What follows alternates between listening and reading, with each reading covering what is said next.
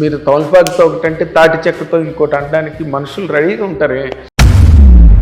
జనసేన నాయకులు గాజును తొడిగించుకుని ఉంటారు కదా, లేదా పవన్ కళ్యాణ్ గారి అభిమానులు. రేపు మనకి ఒక క్లబ్ డ్యాన్స్ కావాలి, ఐటమ్ సాంగ్ కావాలి. గత 5 ఏళ్ళలో జరిగిన కదా సినిమా ఇండస్ట్రీ ఎన్ని ఇబ్బందులు ఎదుర్కోవాలో అన్ని ఇబ్బందులు ఎదుర్కొంది.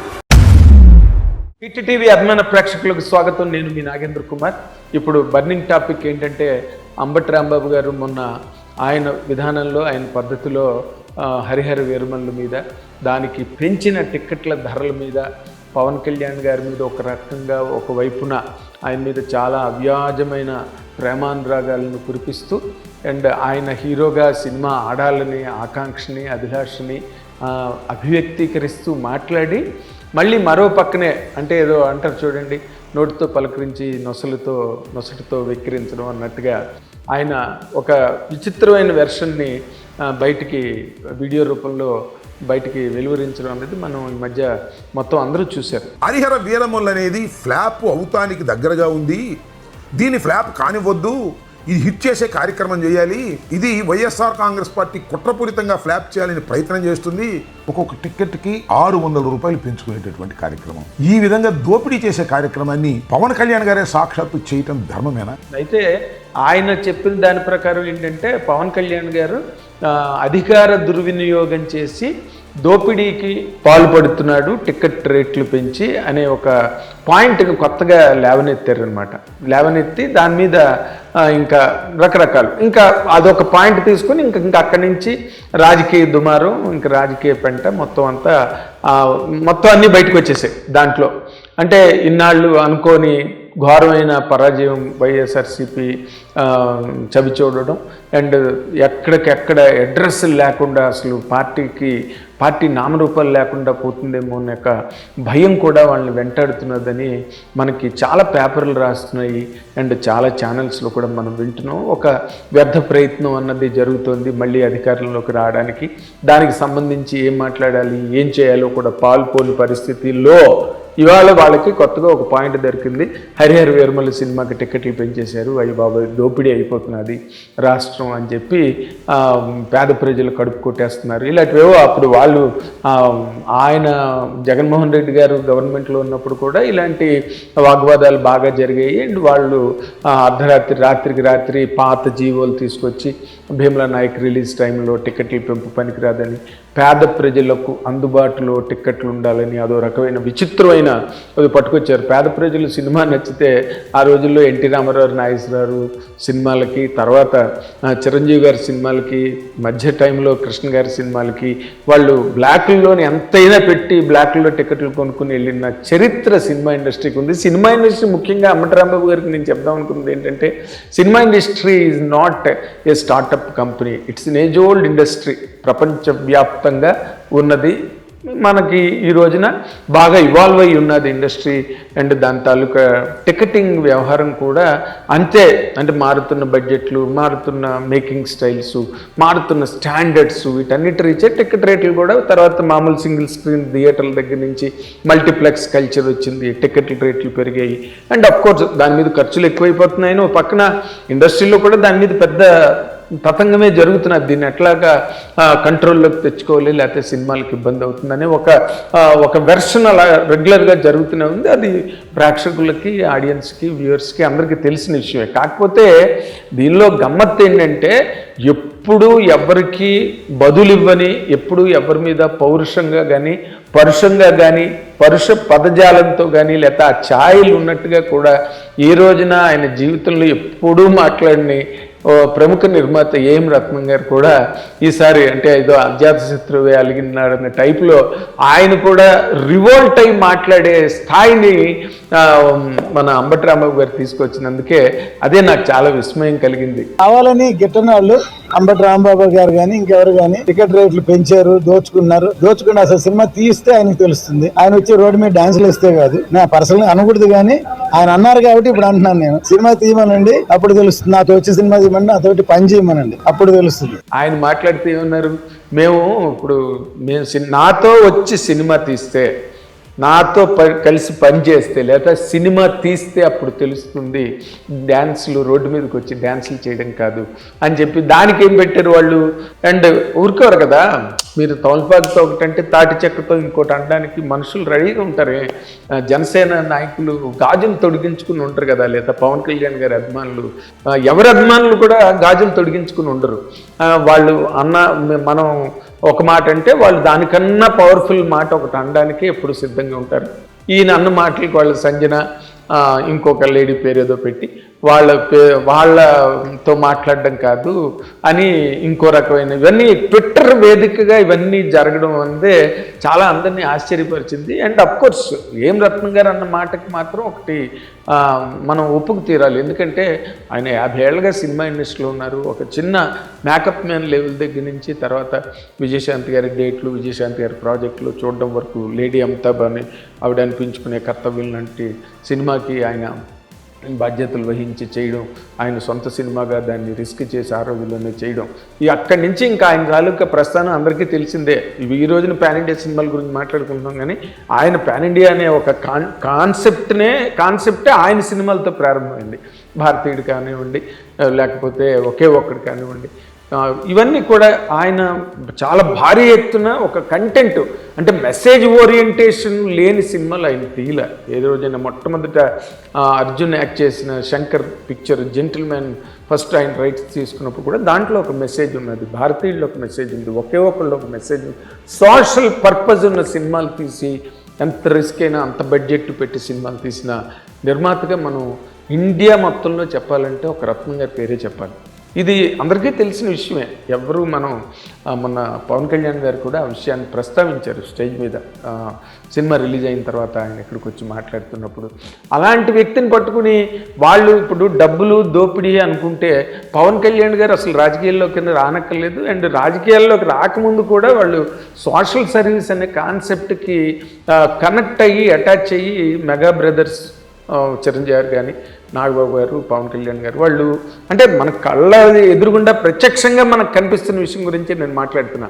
బ్లడ్ బ్యాంక్ పెట్టి దాని ద్వారా చిరంజీవి గారు, ఐ బ్యాంకు చిరంజీవి గారు ఎన్నో చేస్తూ ఇంకో పక్కన సామాజిక కార్యక్రమాల్లో అభిమానులు భాగస్వాములు చేయడం, అలాగే పవన్ కళ్యాణ్ గారు ఆయన దానిలో ఆయన పరిధిలో ఆయన ఎంతమందికో ఆయన సాయం చేయడం జరిగింది. అవన్నీ ఇండస్ట్రీ అందరికీ తెలిసిన విషయాలు, అవన్నీ పెద్ద కొత్తగా నేను ఇప్పుడు ఏదో యాక్రవ్ పెట్టట్లేదు. అలాగే మెగా బ్రదర్ నాగబాబు గారు కూడా వాటన్నిటినీ ఆర్గనైజ్ చేయడంలో దానివల్ల అవేమీ దాని నుంచి రెవెన్యూ జనరేటింగ్ ప్లాట్ఫామ్స్ కాదు ఇవి, హెల్పింగ్ ప్లాట్ఫామ్స్. అలాంటి వాటిలో వాళ్ళు ఎప్పుడో దశాబ్దాలుగా ఉన్న మనుషులు వాళ్ళు. మెగా బ్రదర్స్ చిరంజీవి గారు కానీ, నాగబాబు గారు కానీ, పవన్ కళ్యాణ్ గారు కానీ. ఓకే, పవన్ కళ్యాణ్ గారు అనుకోకుండా రాజకీయాల్లోకి వచ్చారు. ప్రజాసేవ అనే ఒక కార్యక్రమం అన్న ఒక కాన్సెప్ట్తో ఆయన రాజకీయాల్లోకి వచ్చారు, కష్టపడ్డారు, ప్రజల దగ్గరికి వెళ్ళారు, జరుగుతున్నది చెప్పారు, ఎలాగ ఆంధ్రప్రదేశ్ రాష్ట్రం అన్యాయం అయిపోతున్నదో అనే ఒక కాన్సెప్ట్ని ప్రజల్లో అందరికీ మాసెస్లోకి తీసుకెళ్ళగలిగారు ఆయన.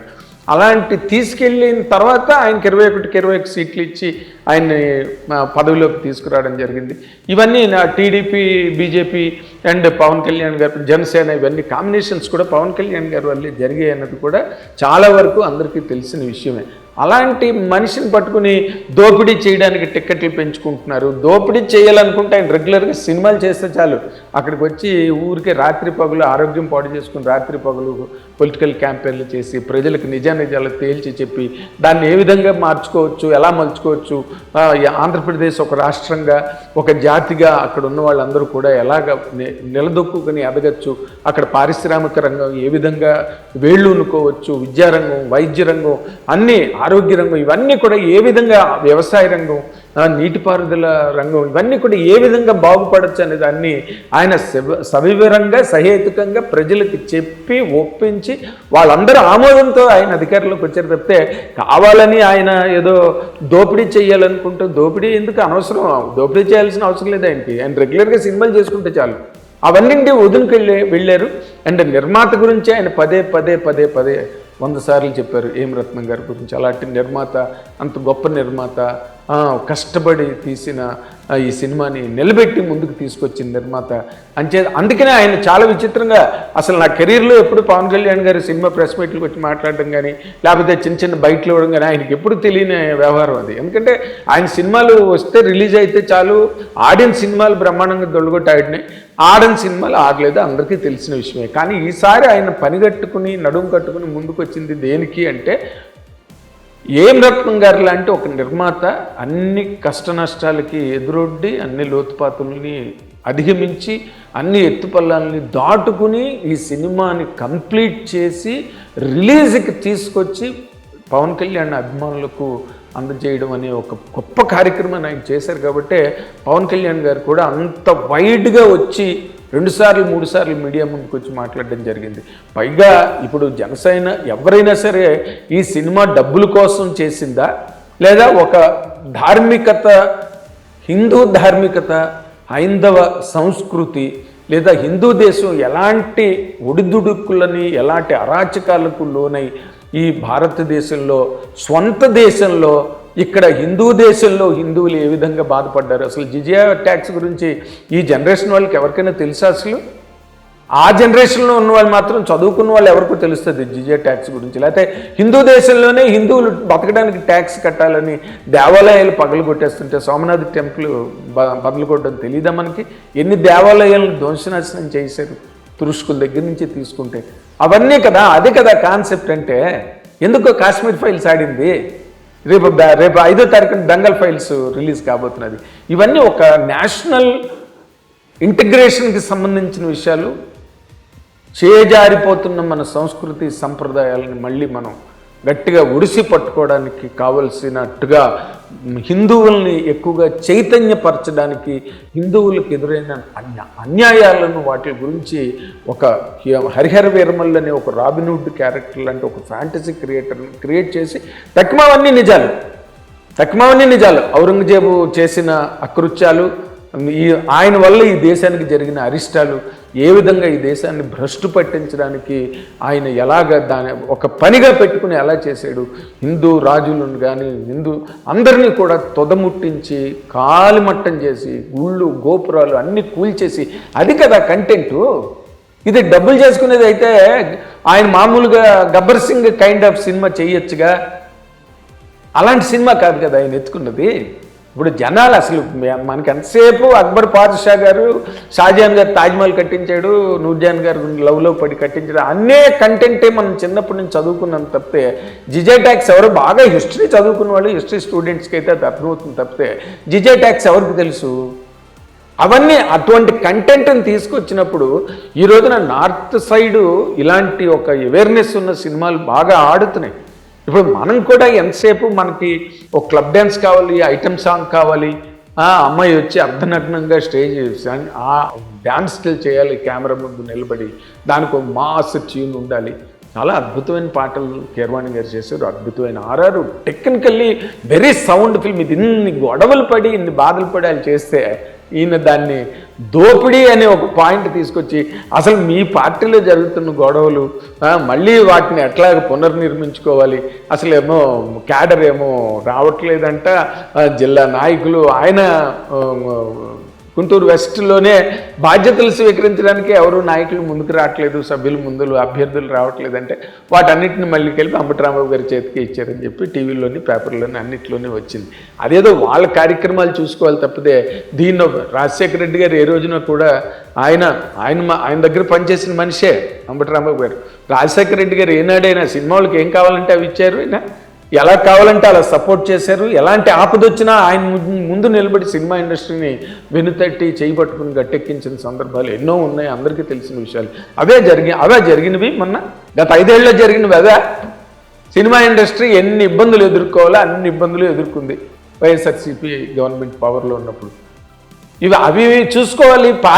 పార్టీగతమైన పునర్నిర్మాణం, మళ్ళీ వాటిని ఎట్లాగ లేవనెత్తుకోవాలి. మొత్తం ఎక్కడో పడిపోయింది పవన్ కళ్యాణ్ గారు చెప్పినట్టు, ఆయన అన్నట్టుగా అదపాతాలకి తొక్కేశాడు. ఈ రోజున పార్టీగా నామరూపాలు లేకుండా పోయే పరిస్థితులకు వచ్చింది. వాటిని చూసుకోవాలి కాకపోతే సినిమాల మీద ఎందుకండి పడడం? రాంబాబు గారు, సినిమాకి ఏం సంబంధం? సినిమా అన్నది నిజంగా రత్నం గారు అన్నట్టు ఉత్తినే చూపిస్తామన్నా కూడా సినిమాకి రారు. ఉత్తినే రండి అంటే. ఎందుకంటే ఈ రోజున మా యుఎస్ రివ్యూలు వచ్చేస్తాయి, తెల్లవారు 11-12 గంటలకే మార్నింగ్ షో రివ్యూలు వెబ్సైట్లో వచ్చేస్తాయి, పబ్లిక్ టాక్ వచ్చేస్తుంది. జనాలకి థియేటర్కి రావట్లేదు అసలు ఏ సినిమాకిను. కాకపోతే పవర్ స్టార్ పవన్ కళ్యాణ్ అనే ఒక మాట, దానికి ఉండే ఆ వైల్డ్ ఫైర్ కనెక్ట్ ఏదైతే ఉందో దానివల్ల సినిమాకి ముందుకి జనాలకి టికెట్ పెట్టినా కూడా ప్రాబ్లం లేదు, ఎంత టికెట్ అయినా కొంటారు. అలాంటి హీరోలకు కదా రేట్లు పెంచుతారు. చిన్న చిన్న హీరోలకు రేట్లు పెంచి ఉపయోగమే ఉంది? మామూలుగా కొనడానికే కష్టంగా ఉంది. మధ్య ఎన్ని సినిమాలు పోయాయి తెలుసా మీకు?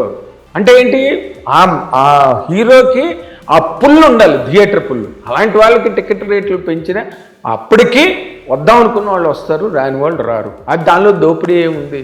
కానీ ఇవన్నీ ఓ పక్కన పెడితే రత్నం గారు ఎప్పుడు మాట్లాడిన వ్యక్తి, అసలు ఆయన ఎన్నిసార్లు అడిగినా ఏ విషయం మాట్లాడిన వ్యక్తి చేత అంబటి రాంబాబు గారు మాట్లాడించినందుకు మాత్రం అంబటి రాంబాబు గారికి అభినందనలు తెలియజేయాలి ఈ విషయంలో మాత్రం. Thank you very much. Hit TV app, ఇందులో short news, live news, entertainment shows, movies, digital magazines తో పాటు మీ జిల్లా వార్తలను కూడా ఫ్రీగా చూడొచ్చు. ఇంకెందుకు ఆలస్యం, వెంటనే హిట్ టీవీ యాప్ ని డౌన్లోడ్ చేసుకుని ఫ్రీగా ఎంటర్టైన్మెంట్ పొందండి. Hit TV app. Hit TV app. Please download Hit TV app. Hit TV యాప్ని ఫ్రీగా డౌన్లోడ్ చేసుకొని ఎంజాయ్ చేయండి. మీకు నచ్చిన ఎంటర్టైన్మెంట్ కోసం హిట్ టీవీ యాప్ ని ఫ్రీగా డౌన్లోడ్ చేసుకుని ఎంజాయ్ చేయండి. హిట్ టీవీ యాప్ని డౌన్లోడ్ చేసుకుని ఆస్వాదించండి, ఆశీర్వదించండి. ఇంతమంది సెలబ్రిటీలు హిట్ టీవీ యాప్ ని డౌన్లోడ్ చేసుకోండి అని చెప్తున్నారంటే ఎంత మంచి యాప్ ఆలోచించండి. అమెరికా అమెరికా అమెరికా అమెరికాలో చదవాలనుకునే వాళ్ళకి విశ్వసనీయమైన పేరు మన శౌర్య కన్సల్టెన్సీ. UK లో 1 year masters, UK లో 1 year masters, 2 years work permit up to 5 years visa. Contact Saurya Consultancy. Contact 89851 89851.